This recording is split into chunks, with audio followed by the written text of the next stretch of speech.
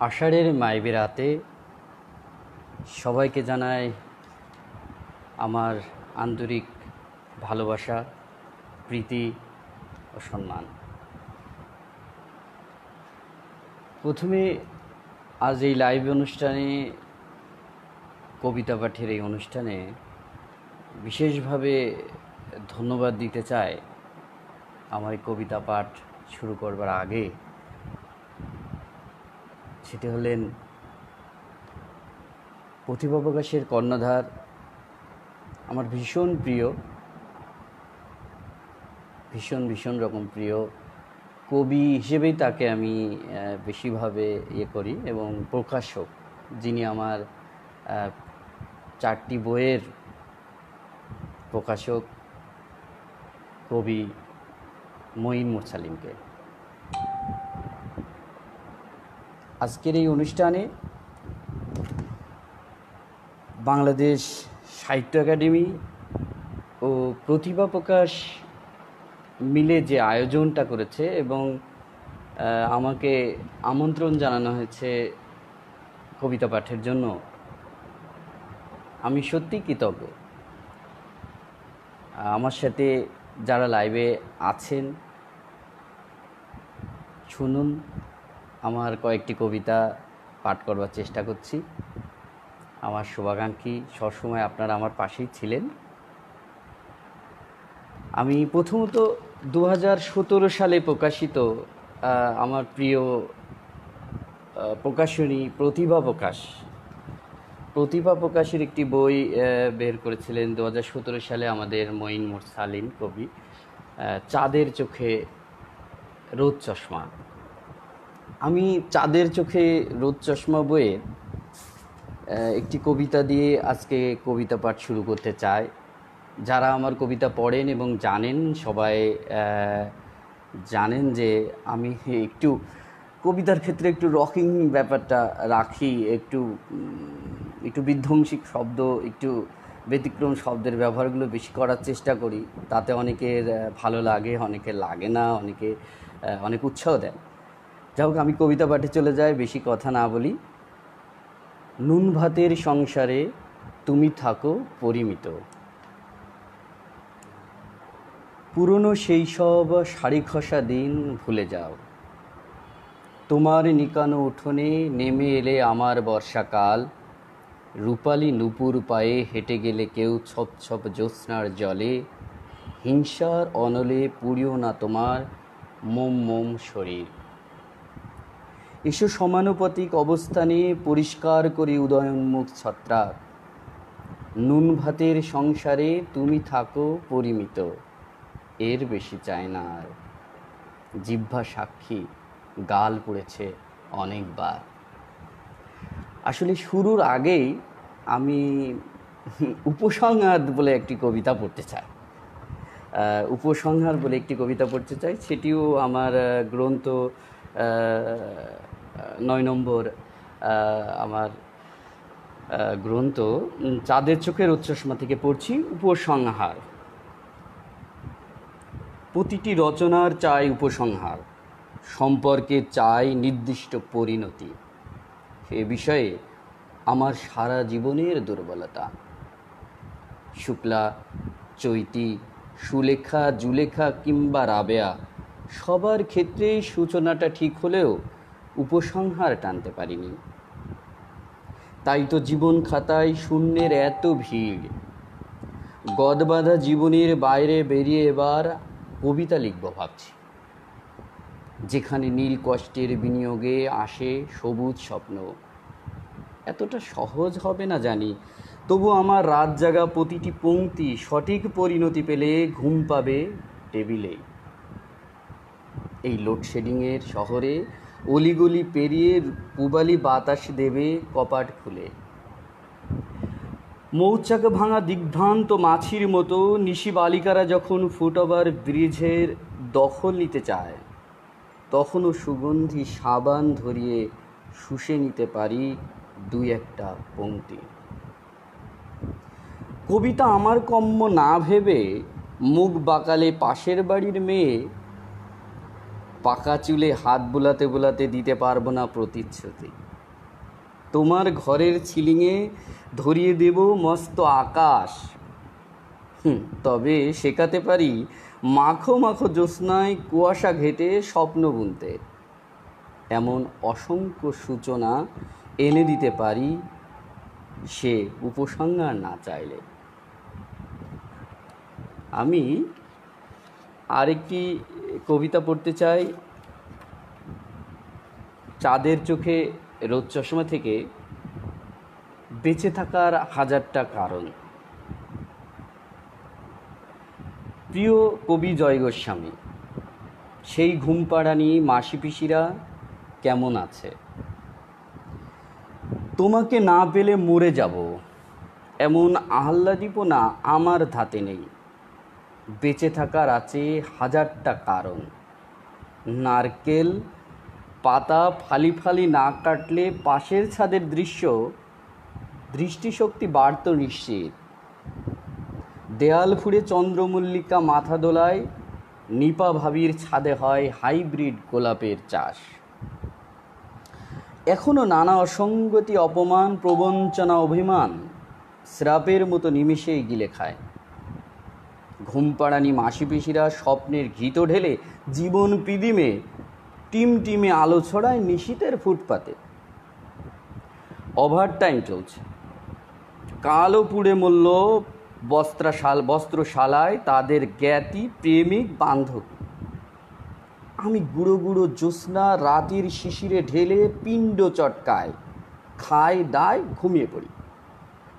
তবু ঘুমপাড়ানি মাসি পিসিদের ওভারটাইম চলতেই থাকে। ওরা কেন বাঁচে? ওরা তো বেণীমাধবকে চিনত। ব্রিজের তলায় দু একবার লুকিয়ে দেখা হয়েছিল, এ কথা সবাই জানে। তবু মরে না কেন? বাঁচার জন্য আমার মতো তাদেরও রয়েছে বুঝি হাজার যুক্তি। তোমাকে ভালোবাসি বলেই বলছি, তোমাকে না পেলে সত্যিই কষ্ট পাবো, ভীষণ রকম কষ্ট পাবো। ভুলেও যাব সময় মতো, মনে পড়বে ঝাপসা, সে শোকে মরবে না নিশ্চয়। সব কাঠামো একদিন ভেঙে যায় সম্পর্ক সেতু। তাই বলে আমার বৈধ অবৈধ কোনো সম্পর্কই গড়া হবে না। তোমাকে ছাড়া বেঁচে থাকা কষ্টের, বেশ শূন্য, কিছুটা শূন্য, আধেক শূন্য, অনেকটা শূন্য। তোমাকে ভালোবাসি এ শহর, ফুটপাত, অন্ধ গলি, ফেলে আসা গ্রাম, প্রয়োজনের অধিক গম্ভীর বাবা, সুবে সাদেকের মতো মায়াবী, সুনির্মল, স্নিগ্ধ, সরল আমার মা। ভালোবাসি ফুলবিবি, ঝাড়ুদার এগলির, চারুলতা, বনলতা, আরও শত নাম। ভালোবাসি সেই গাড়ি, মিরপুর টু সদরঘাট। তোমাকে সুখী করতে কিভাবে কাঁদায় তাদের। প্রিয়তমা, প্রিয় বন্ধু আমার, ভেবেছিলাম তুমি এলে এ ঘরে, মোটা চাল দূরে রেখে মিনিকেট খাবো। রাত দিন ঝগড়া অভিমানে সংসার জমাবো। তবু তুমি রঙিন ফোয়ারা আর আতশবাজি ফুটিয়ে অচেনা লোকের সাথে শুতে গেলে। তোমাকে না পেয়ে মরিনি এখনো। বেঁচে থাকার জন্য আমার যে রয়েছে হাজারটা কারণ। বন্ধুরা, আপনারা যারা লিখছেন, নিজু নাজমুল, সুন্দর আবৃত্তি এরকম লিখছেন, আরিফা রহমান লিখছেন, সবাইকে অসংখ্য ধন্যবাদ। আমার সাথেই থাকুন, আরও কিছু কবিতা শোনাবো আমি চাঁদের চোখে রোদ চশমা বইয়ের আরেকটি কবিতা শোনাতে চাই।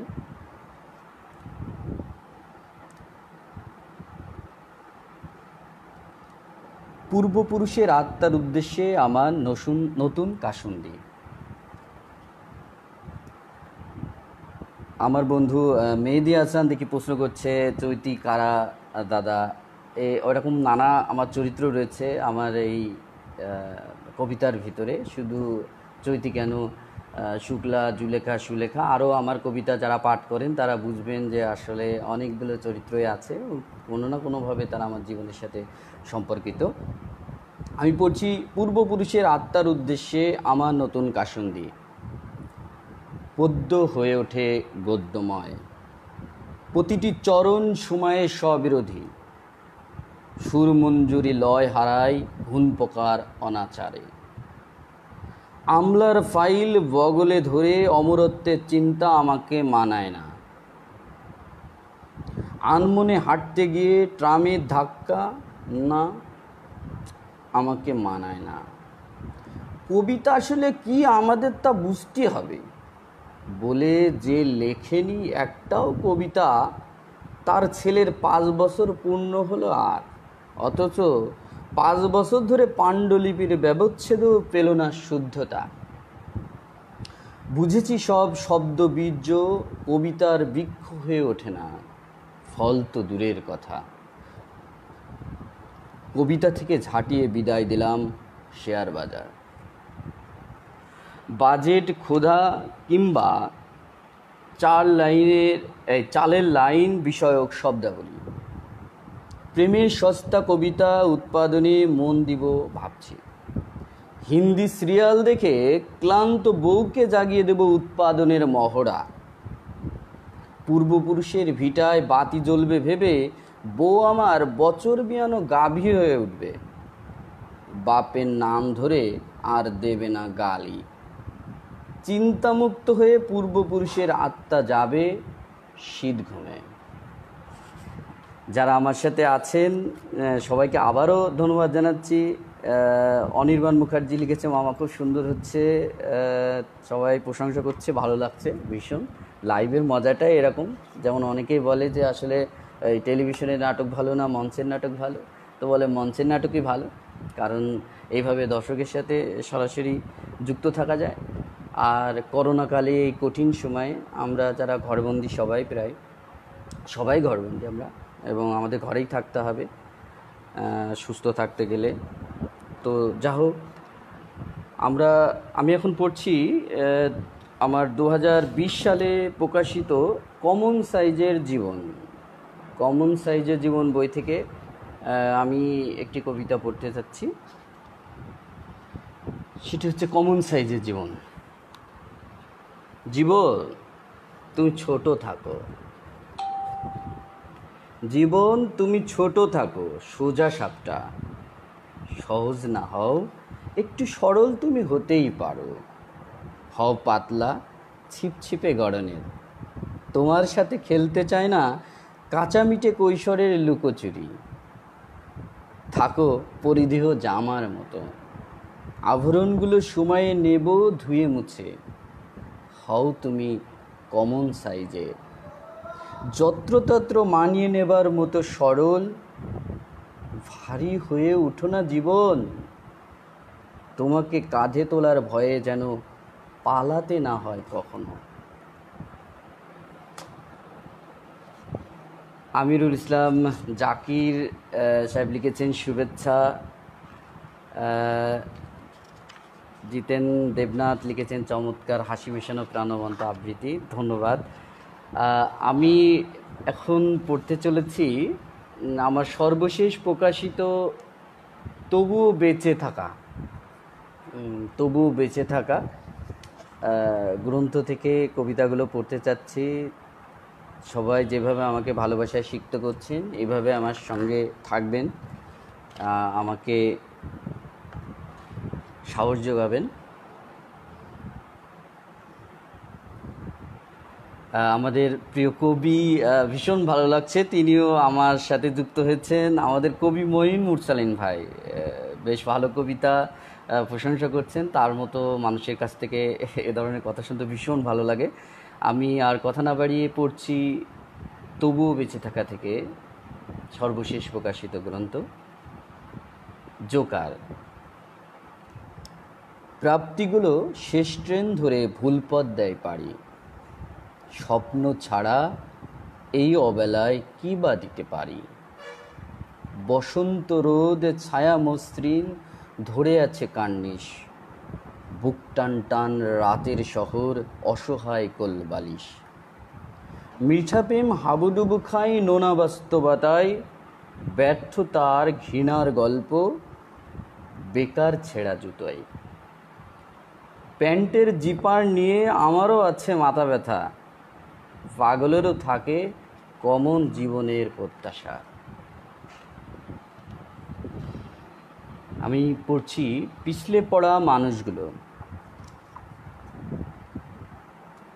ইমরান পরশ ভাই আমাদের ভীষণ প্রিয় কবি, উনি লিখেছেন ভালোবাসা, অসংখ্য ধন্যবাদ।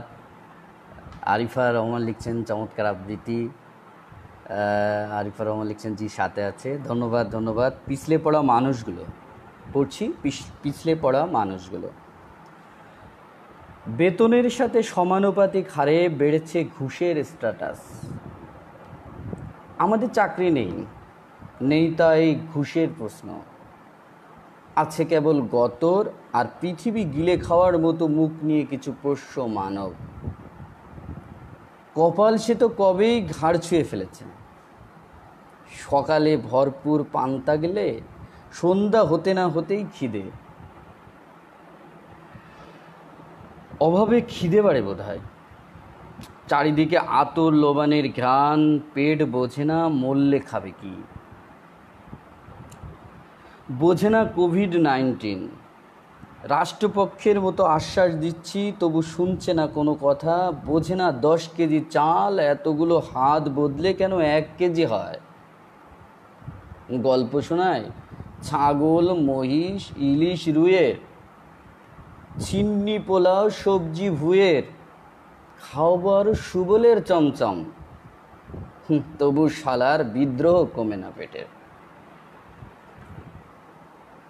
আমি পড়ছি এখন তো লকডাউন নিয়েই হবে কবিতা। কলকাতা থেকে অনেক শুভেচ্ছা, আন্তরিক ভালোবাসা জানিয়েছেন আমাদের ভাইজান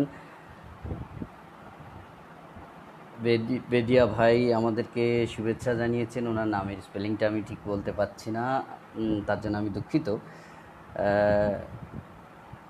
আবু রাসেল লিখেছেন আসলে বেসামাল। সত্যি আমি একটু বেসামালি, আমার সাথেই থাকুন। এরপর আর কবিতা রয়েছে লকডাউন ভাঙা ভোরে। উল্টে পড়ছে লক্ষ্মীর ঘট, বদলে যাচ্ছে দৃশ্যপট। মনে মনে জাগছে ডুবোচর, ঝাপসা চোখে খুঁজছ তবু আপন পর। জানি ধরে রাখা যাবে না কিছুই, মুঠো তাই রাখি খুলে। তবু ছলকে ছলকে পড়া প্রেমে পিছলে পিছলে পড়ি আমারই মানুষ মাফিক ভুলে। সামাজিক দূরত্ব বাড়ে, কমে প্রেমের সংক্রমণ। কোনো এক লকডাউন ভাঙা ভরে চাই এই বিরহের প্রশমন। পড়তে থাকে, ভালো লাগছে, আপনারা সাথে থাকুন। রোদ পিট করা তেঁতুল। এবার পড়ছি রোদ পিট করা তেঁতুল। জোড়ে বিজোড়ে, যোগে বিয়োগে, কর গুনে গুনে ফুরিয়ে যাচ্ছে। রোদ পিট করা তেঁতুলের মতো জীবনের স্বাদ নিতে গিয়ে গলে যাচ্ছি বরফ হয়ে। চলে গেছে গোল্লা ছুট, দাঁড়িয়া বান্ধা, চলে যাচ্ছে ইমারা, চৈতিরা, চলে যাচ্ছে যৌবন। মন চাইছে তবু সকালটা শুরু হোক, দুফোঁটা লেবুর নির্যাস মাখা 1 কাপ গাঢ় চুমুতে। তোমাদের ভালো থাকা কতটা জরুরি আমি ছাড়া কে বা ভালো জানে। আমি আছি তাই অসহায় কোলবালিশ হয়ে। সংসারের স্বাদ কাহনে শিওরে রাখা না পড়া বইয়ের ভাঁজে রেখেছি আমার সমস্ত মনোযোগ। ছেড়ে দিচ্ছি জানলার পাশের সিট, দূরে দৃষ্টি মেলে দেখো আমি কতটা কাছে। আমি ভালো জানি তোমার কান্না কমে কিসে। 1000 বছর ধরে তাই মরতে চায় তোমারই বিষে। না, নজরুল ইসলাম শান্ত ভাই লিখছেন, শুভকামনা দিয়েছেন, ধন্যবাদ আপনাকে। আমরা এবার পড়ছি আমি, এত কান্না পাচ্ছে কোথা থেকে? মিটার মাপে বেড়ে চলেছে হতাশা, তবু ফাঁক গলিয়ে দেখতেই আমি অভ্যস্ত। বেড়ে চলেছে বিদ্বেষ, ক্ষোভ। ভরা মৌসুমেও চিত্রা যখন সেলফির জন্য বুক চিতিয়ে দাঁড়ায়, তখন ভীষণ লজ্জা লাগে। কান্না এলে মানুষের দুঃখে সে কি কেবল ভাড়ের ঢং? দত্তবাবুর ভঙ্গিতে পাশ থেকে কেউ যেন বলে ওঠে, শালার বেটা এত কান্না পাচ্ছে কোথা থেকে?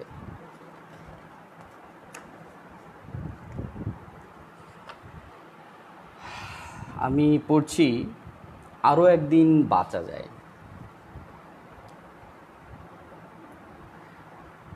আরও একদিন অমিত চ্যাটার্জি লিখেছেন, অনেক সময় দেখতে চায়। ধন্যবাদ।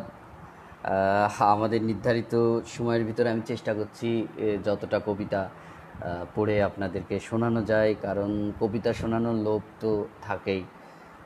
আমি পড়ছি, আরও একদিন বাঁচা যায় এক কাপ ভালো চায়ের জন্য। আরও একদিন বাঁচা যায় দুঃখকে শৈল্পিক উৎকর্ষতায় ভোগের জন্য। আরও একদিন বাঁচা যায় একটি সকাল কিংবা মুড়ি মুড়কির সন্ধ্যার জন্য। আরও একদিন বাঁচা যায় জুৎসই চুম্বনের অপেক্ষায়।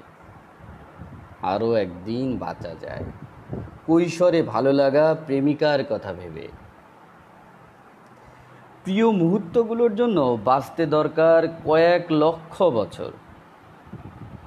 ব্যর্থতা, আত্মহনন শব্দগুলো তাই তো এত অবহেলিত আমার কাছে। টকবগে জ্যোৎস্নায় উতলে পড়ে কত বাঁচার অনুষঙ্গ। আরও একদিন বাঁচা যায় অন্তত এক কাপ ভালো চায়ের জন্য। লালটু চেঞ্জেনটা, লালটু আমাদের বন্ধু দোস্ত, অনেক শুভকামনা জানিয়েছে, ধন্যবাদ। লিটন ইকরামুল বলছে ভালো লাগছে খোকা। উত্তম কুমার সরকার, চালাও কবি, নানাভাবে আমাকে উৎসাহ দিচ্ছেন, আপনাদেরকে অসংখ্য ধন্যবাদ। আমি পড়তে চাই, এক পেক স্বপ্ন বাকিটা হাউতাস। মমির পদ্মা খসিয়ে বালির গভীর থেকে তুলে আনবো তোমার ইতিহাস। কোথায় লুকাবে, কোথায় লুকাবে? মমির পর্দা খসিয়ে বালির গভীর থেকে তুলে আনবো তোমার ইতিহাস। কোথায় লুকাবে? সাহারার মরুভূমি ঘুরে ঘুরে সাইবেরিয়ার বরফ গলিয়ে তোমাকেই খুঁজে ফিরব। নেফারতিতি, ক্লিওপেট্রা, মোনালিসা কিংবা বেদের ঘরের জ্যোৎস্না, কোন নামের আড়ালে লুকাবে তুমি? খুঁজে নেব ছায়াছবির মায়াময় জগতে কবরী, শাবানা, সুচিত্রা কিংবা হালের রাইম আসেন। খুঁজে নেব কলেজ রোড বস্তিতে, শিকাগো, ম্যানহাটন অথবা যশোর জেলার পাঁচনামনা মোড়ে। খুঁজে নেব প্রথম আলো, আনন্দবাজার পত্রিকার বিনোদন পাতা ঘেটে। খুঁজে নেব মৃতপ্রায় সিনেমা হলের দেয়ালে লেখা অশ্রাব্য ভাষার পংক্তিতে। তোমাকে খুঁজে পাওয়ার নেশায় চিরকালের মাতাল প্রেমিক। আমার হাতে এক পেগ স্বপ্ন ধরিয়ে কোথায় পালালে জীবন?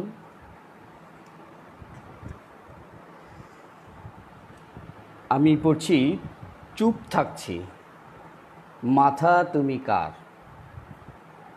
আসলে আপনাদের উৎসাহে আরও অনেক কবিতা পড়তে ইচ্ছা হচ্ছে। 30 মিনিটে একটি সীমাবদ্ধতা রয়েছে। আপনাদের অসংখ্য ধন্যবাদ আমার সাথে থাকার জন্য। আমি পড়ছি, চুপ থাকছি, মাথা তুমি কার? ঠেকুর তুললেই ভেবো না এটা তৃপ্তির। এটি বায়ুর ঊর্ধ্বমুখী চাপ সামলানোর কৌশল মাত্র। নানা অসঙ্গতি হজমে পরিপাকতন্ত্র এখন দিশেহারা। বেশি কথা বলতে যেও না, টুটি চেপে ধরে কেউ বলে উঠবে, চুপ চুপ থাক শালার বেটা। জানি না চুপ থাকা কতটা স্বাস্থ্যসম্মত, তাই তো মুখে অ্যান্টাসিড পুড়ে টেলিভিশনের সংবাদ পাঠিকার দিকে চেয়ে আসি অপলক। কি আয়েশ আর স্বস্তিতে মন খারাপের খবর শোনায়, আহ, প্রশংসার দাবি রাখে। চুপ থাকছে, সংবাদ পাঠিকাকে নিয়েই ভাবছে। এখনও 5 কেজি চাল মজুদ আছে, মাচায় ঝিঙে বড় হচ্ছে, চারিদিকে দাপুটে উন্নতি, তাই চুপ থাকছে। বেঁচে থাকা নিয়ে কারো মনে কোনো সাহসী প্রশ্ন নেই, তাই চুপ থাকছে। তা না হলে অতি কৌতূহলে মাথা থাকা না থাকা নিয়ে গণতান্ত্রিক চর্চা বেড়ে যাবে। প্রশ্ন উঠতেই পারে, মাথা তুমি কার? আমরা দেখতে পাচ্ছি আমাদের কবি মঈন মুসারিন ভাই বলছেন যে আগামীকাল লাইভে আসবেন কবি সঙ্গীতা ইয়াসমিন, আমাদের খুব প্রিয় একজন কবি। আপনারা কাল সেভাবে আমার সাথে যেভাবে রয়েছেন সেভাবে থাকবেন। আমি আরেকটি কবিতা পড়তে চাচ্ছি, পড়ার আগে একটু সংশোধনী দিয়ে নিতে চাই। আসলে আমার কবিতার ভিতরে অনেক শব্দ যেগুলো আপনাদের গতানুগতিক প্রথাগতভাবে মনে হতে পারে যে এই শব্দগুলি ব্যবহার আসলে অনুচিত বা দরকার ছিল না, কিন্তু আমার কাছে মনে হচ্ছে দরকার ছিল। তবে সেটার বিচার আপনারা করবেন, কোথায় কোনটা সঠিকভাবে করলে ভালো হতো, এবং আপনাদের বিচারের অপেক্ষায় থাকলাম। আমি পড়ছি সমাপনী প্রশ্ন। অর্থনৈতিক, সামাজিক কিংবা রাজনৈতিক জ্ঞান তখনই পূর্ণতা পায় যখন বোঝা যায় বেদের মেয়ের নাম কেন জ্যোৎস্না হয়। মনে রাখা জরুরি, সব চরিত্র কাল্পনিক নয়। আমি পড়ছি বাঙালির কানক।